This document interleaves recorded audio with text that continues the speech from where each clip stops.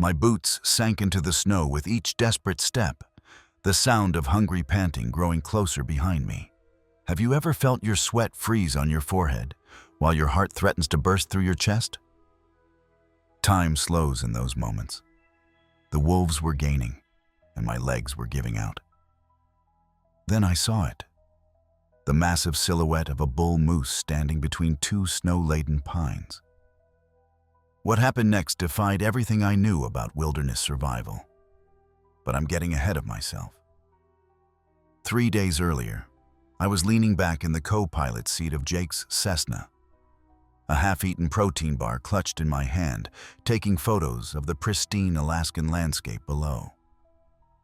My name is Daniel Foster, and I was supposed to be on a weekend expedition to photograph the aurora borealis from one of the most remote viewing spots in the Brooks Range. Just a routine 45-minute flight from Fairbanks to drop us at a small airstrip near an old hunting cabin. "You sure you packed enough layers?" Jake asked, his eyes never leaving the horizon as we glided between cloud breaks. He'd been flying these routes for 15 years, but I'd never seen his knuckles so white against the controls. Weather reports showing a system coming in faster than expected.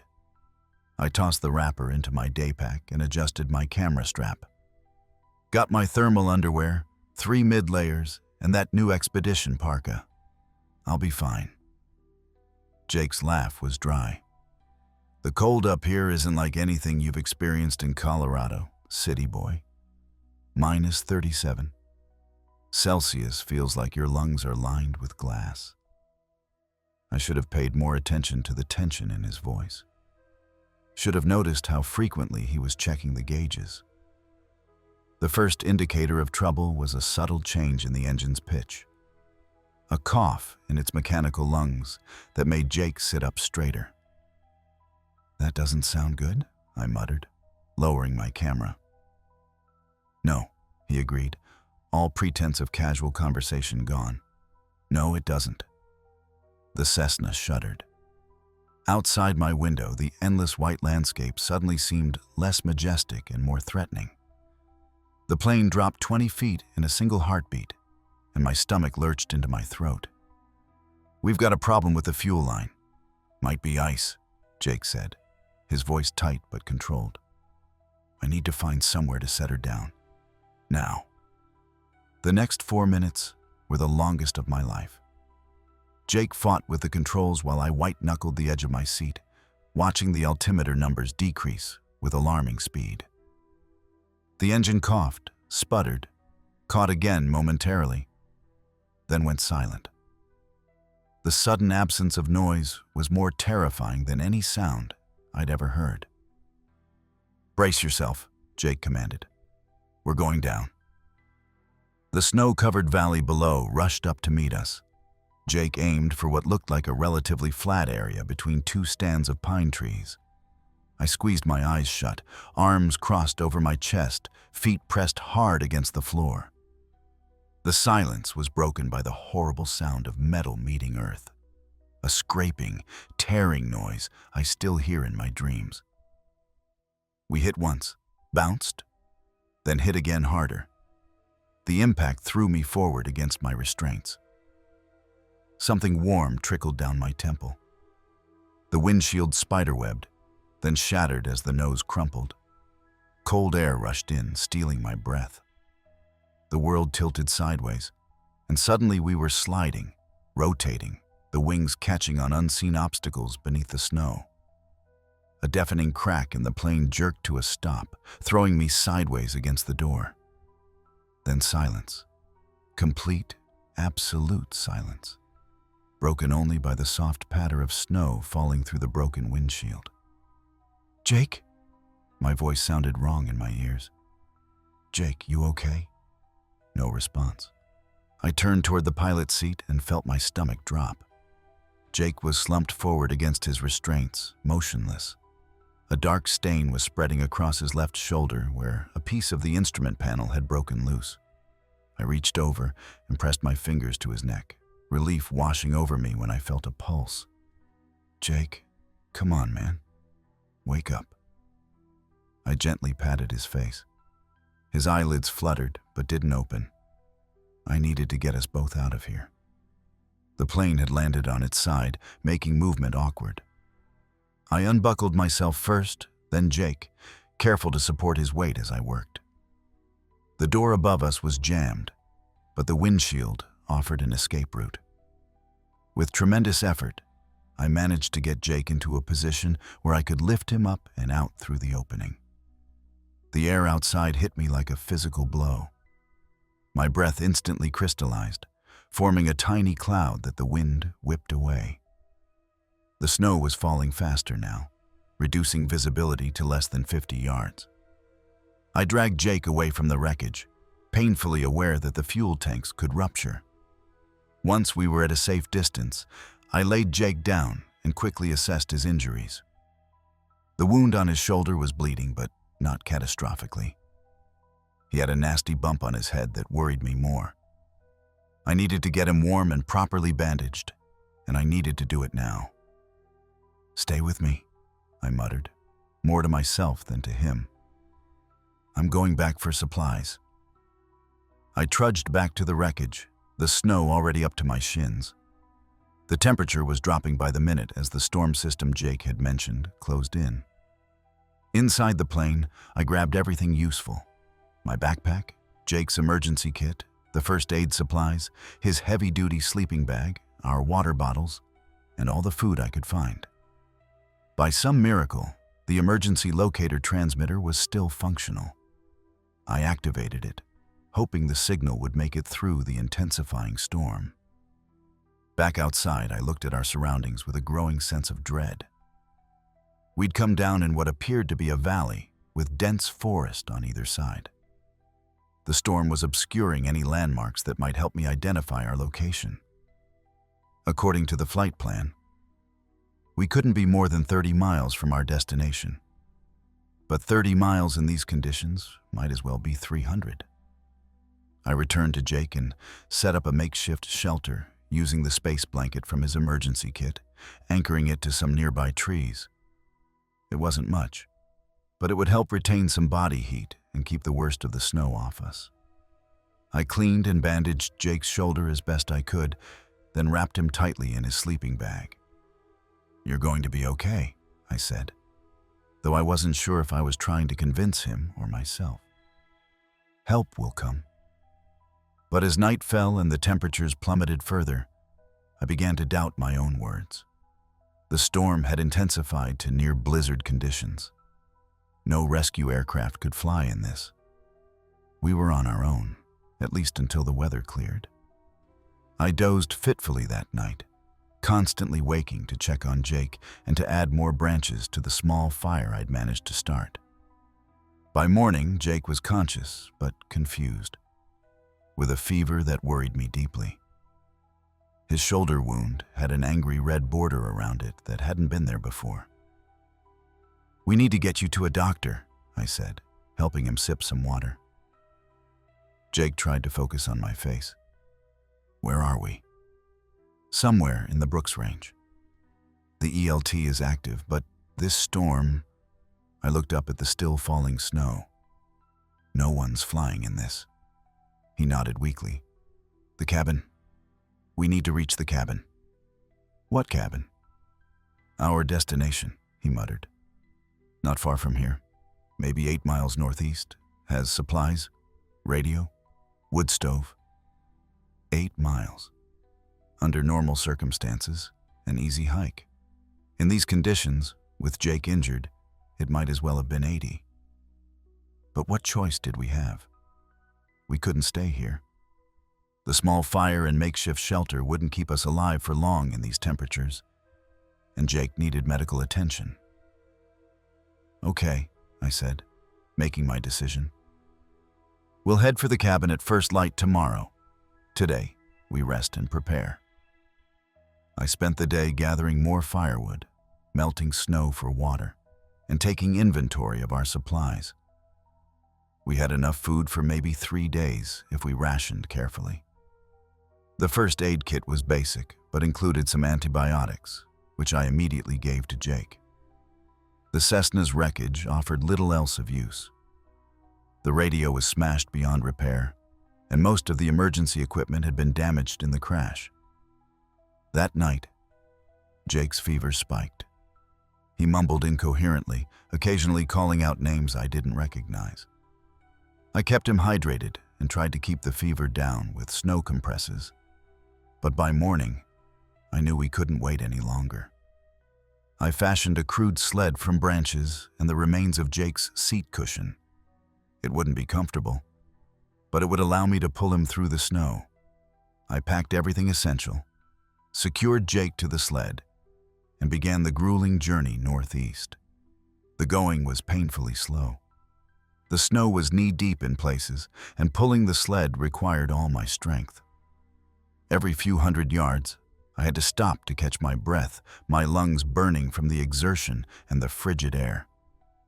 Jake drifted in and out of consciousness, sometimes lucid enough to give me encouragement, other times lost in feverish dreams. By midday, the storm had finally begun to ease, allowing glimpses of the surrounding landscape.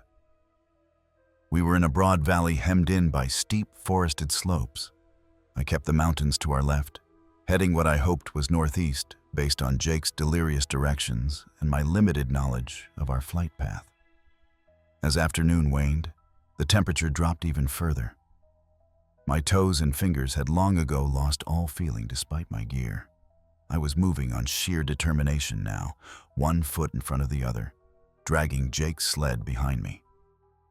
Then, disaster struck. The sound came first, a low rumble that seemed to emanate from the mountain itself. I turned just in time to see a wall of white cascading down the slope to our right. "Avalanche!" I screamed, though no one could hear me. I grabbed the sled's rope and pulled with every ounce of strength I had left, trying to reach the shelter of a stand of trees about 50 yards ahead. We didn't make it. The edge of the avalanche caught us, tossing me like a rag doll and separating me from the sled. Snow filled my mouth, my nose, my eyes. I tumbled helplessly, completely disoriented, certain these were my final moments. When the world finally stopped spinning, I found myself partially buried, but alive. I clawed my way to the surface, gasping for air, my mind consumed by one thought. "Jake! Jake!" I shouted, my voice swallowed by the vastness around me. "Jake!" Nothing. The landscape had been transformed by the avalanche.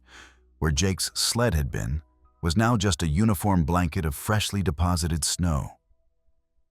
I staggered forward, desperately searching for any sign of him, digging frantically with my gloved hands wherever I saw a potential disturbance in the snow. Minutes passed, then half an hour. My movements became increasingly frantic, less coordinated. Jake was gone. The realization hit me like a physical blow, and I sank to my knees in the snow, overwhelmed by grief and the crushing weight of my failure. I don't know how long I knelt there, long enough for the sweat on my face to freeze, for my tears to turn to ice on my cheeks, long enough for the cold to begin its final assault on my body. The deadly warmth of hypothermia starting to seep into my extremities. It was the distant howl that finally snapped me back to reality. Wolves. The sound triggered something primal in my brain, a survival instinct that overrode my despair. I had to move, had to find shelter before nightfall. I struggled to my feet, taking inventory of what I still had. My backpack had somehow stayed on through the avalanche. Inside were a few protein bars, a half-empty water bottle, now partially frozen, my camera, a small first aid kit, and fire-starting materials. My knife was still on my belt. My parka was torn, but functional. It wasn't much, but it would have to do. The question was, which way? Jake and the sled were gone, along with his expertise and our supplies. The avalanche had disoriented me completely. The peaks all looked the same in the fading light. I made my best guess and started walking, each step a battle against exhaustion and the knowledge that I was completely, utterly alone. As darkness fell, I found myself in a small clearing surrounded by pine trees. It wasn't ideal, but it would have to do. I cleared away snow beneath a particularly dense pine, where the ground was relatively dry thanks to the tree's canopy. Using branches and pine needles, I constructed a rudimentary shelter against the trunk. It took nearly an hour to get a small fire going, my fingers clumsy with cold despite my gloves. That night was the longest of my life. The temperature must have dropped to -40 Celsius. I huddled as close to my pitiful fire as I dared, feeding it carefully rationed twigs, terrified of falling asleep and never waking up. The wolves howled periodically throughout the night, sometimes near, sometimes far, their cries echoing off the mountains and playing tricks with my mind. By morning, I was exhausted, but still alive. The fire had died to embers, and I couldn't feel my toes despite having kept my boots on. I ate half a protein bar, allowing myself just a sip of water to wash it down. I had no idea which direction to head, but staying put meant certain death. I chose to follow the valley, hoping it would lead to some sign of human habitation, or at least provide easier terrain than trying to cross the mountains. I walked all day, stopping only briefly to rest. By afternoon, the forest had thickened, the trees providing some shelter from the wind, but making navigation even more difficult. I was starting to see things that weren't there. Shapes moving at the corners of my vision, voices calling my name. I recognized these as symptoms of extreme fatigue and the beginning stages of hypothermia, but knowing the cause didn't make the hallucinations any less terrifying. As dusk approached, I spotted what looked like a small cabin ahead. My heart leaped. Could this be the cabin Jake had mentioned? I quickened my pace, ignoring the screaming protest of my muscles. As I drew closer, my hopes crumbled. It wasn't a cabin at all, just an unusual formation of rocks and fallen trees that my desperate mind had transformed into salvation. I sank down onto a fallen log, fighting back tears of frustration. I had maybe one more night in me before my body gave out. I needed to build another shelter, find more firewood, somehow keep myself alive until morning.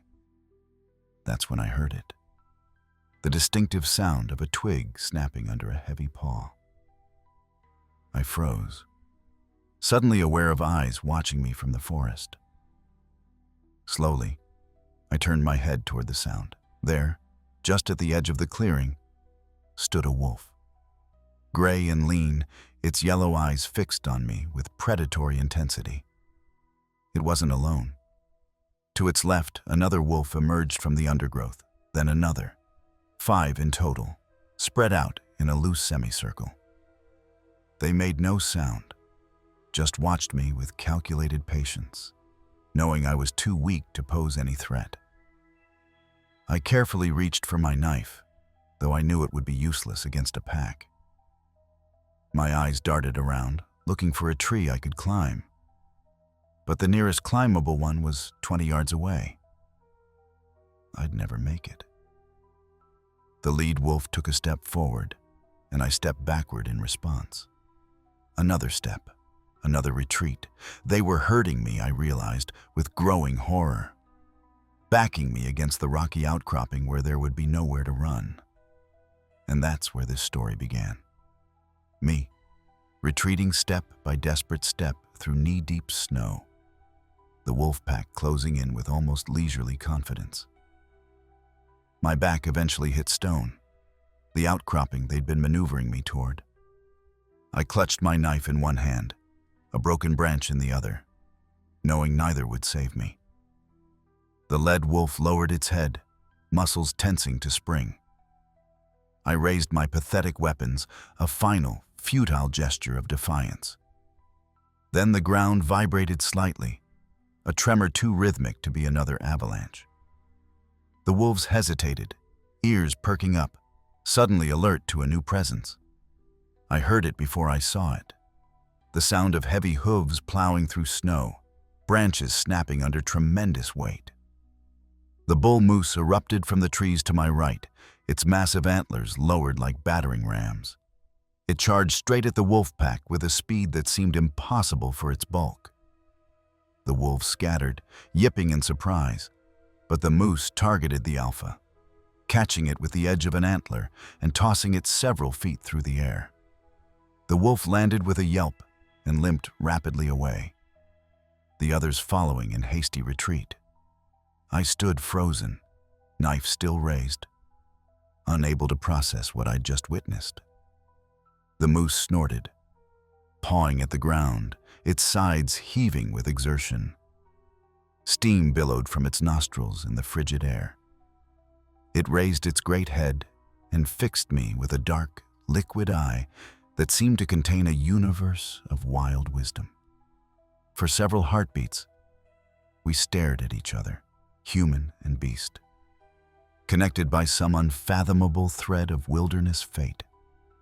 Then, as suddenly as it had appeared, the moose turned and trotted away, disappearing into the trees with surprising grace for a creature of its size. I stood there, frozen in disbelief, the echo of the moose's departure reverberating through every fiber of my being. The wolves had melted back into the forest's shadow, and the great beast that had saved me was gone, leaving only the night and its terrible silence. My heart pounded so fiercely I was certain it would burst from my chest. Yet each beat felt more sluggish than the last, as if the cold itself was slowing time. I lowered myself to the snow-crusted ground, my back resting against the hard stone that had moments before served as my only refuge. My limbs trembled violently, not just from the bitter cold, but from the realization that I was utterly alone once more. Instinct screamed at me to move, to build another fire, to find shelter. Yet my body refused to obey. My fingers, numb and unresponsive, felt like splintered wood. Each attempt to stack twigs and dry pine needles was an exercise in frustration. Still, with agonizing slowness, I gathered what I could. Brittle scraps of bark, a few flakes of dried moss clinging stubbornly to a log, and every last feather-light sliver of wood hidden beneath the snow. The wind, which had died to a ghostly whisper, threatened to snuff out any spark I managed to coax alive. I struck my flint stone again and again, the tiny flashes of light each a small triumph against the encroaching darkness. Finally, a sputter of flame caught. Gray smoke spiraling skyward before transforming into a slender tongue of orange fire. It was weak, more aglow than ablaze. But it was warmth incarnate, and I huddled beside it, pressing my parka close to the meager heat. I propped my aching back against the cold rock, the same stone that only minutes earlier had served as my last stand against a pack of hungry wolves. The juxtaposition was almost laughable. From the apex of terror to the nadir of desperation, all in the span of a heartbeat. My breaths came in ragged, visible puffs, each one like a small betrayal, stealing more heat from my lungs. I bit into a half-frozen protein bar, its sweetness clashing with the acrid tang of fear. I dared not drink much water. The bottle's contents were little more than ice slush. But I trickled a few precious drops down my throat, flooding my body with a fleeting sense of life. Sleep was a luxury I could not afford. Each time my eyelids drooped, I snapped them open with a jolt, slapping my cheek resolutely to keep the blood flowing. Minutes stretched into an eternity. The forest around me was an abyss of black, pierced only by the flickering firelight and the occasional glimmer of distant stars. My mind drifted, fracturing into fragments of memory. Jake's pained face as I bundled him onto the sled, the terrifying roar of the avalanche, the stillness that followed. And finally, the miraculous charge of the moose. I clung to these recollections as one clings to a life raft, each memory a tether to sanity in the vast wilderness of my own exhaustion. It was then that I glimpsed it, a distant beam of light dancing between the trunks of the pines. At first I thought it was a trick of my fevered vision, a fragment of hallucination from the edge of hypothermia. But as I squinted through the smoke and shadow, the beam pulsed in a deliberate, sweeping arc, scattering the darkness in rhythmic sweeps low above the snow. My pulse quickened. The world's silence cracked open with the deep, measured thump of rotor blades slicing through the still air. A helicopter. I slid down against the rock face, my legs finally giving out. I didn't understand what had happened or why. Moose don't typically defend humans. They're more likely to charge us than save us. Yet some incomprehensible alignment of wild circumstances, had led this particular moose to intervene at precisely the right moment. As the adrenaline ebbed, exhaustion crashed over me in waves. I knew I needed to build a shelter, start a fire, but my body refused to move. My eyelids grew heavy, the cold seeping deeper into my bones. This is it, I thought dimly. Saved from wolves, only to freeze to death. The sound of rotors penetrated my fading consciousness. At first, I thought it was another hallucination, my dying brain offering one last hope. But the sound grew louder, more insistent. With monumental effort, I raised my head. A helicopter was circling overhead, its searchlight sweeping the ground. They'd seen the avalanche. They were looking for survivors. With hands that barely obeyed me, I fumbled in my pack for my camera's flash, aimed it skyward, and triggered it repeatedly. The searchlight swung in my direction, found me, and stayed. I watched through half-closed eyes as the helicopter maneuvered to land in the small clearing. Rescue workers approached, their orange suits brilliant against the snow. Warm hands lifted me, wrapped me in blankets, carried me to safety. Jake, I tried to tell them. My friend, Avalanche. We found him, one of the rescuers assured me as they loaded me into the helicopter. He's already been transported to Fairbanks. He's going to be okay. I didn't understand how that was possible, but relief flooded through me anyway. As the helicopter lifted off, I turned my head to look out the window. There, at the edge of the forest, stood the bull moose, its massive silhouette unmistakable against the snow. Our eyes met once more across the distance, a final acknowledgement between survivors. They told me later that Jake had been found in an air pocket created by the sled, which had partially protected him from the full force of the avalanche. A miracle, they called it. They didn't believe me about the moose and the wolves, assumed it was a hallucination brought on by hypothermia and exhaustion. Maybe it was. But every time I close my eyes, I can still see that moose's gaze, wild and knowing, the embodiment of an untamed realm where the normal rules of nature sometimes bend in unexpected ways. Jake recovered from his injuries. I lost 2 toes to frostbite, but otherwise made a full recovery. We still talk about that trip sometimes, though Jake doesn't remember much after the crash. I've never gone back to Alaska, but not because I'm afraid. Rather, I feel like I've seen something there that few humans ever witness. A momentary lifting of the veil between our world and the true wilderness that exists beyond our understanding. And sometimes, on cold winter nights when the wind howls outside my Colorado home, I wake suddenly, certain I've heard the distant snort of a bull moose or the padding of wolf paws in the snow. In those moments, I'm transported back to that rocky outcropping, to that impossible moment when death stared me in the face and then turned away.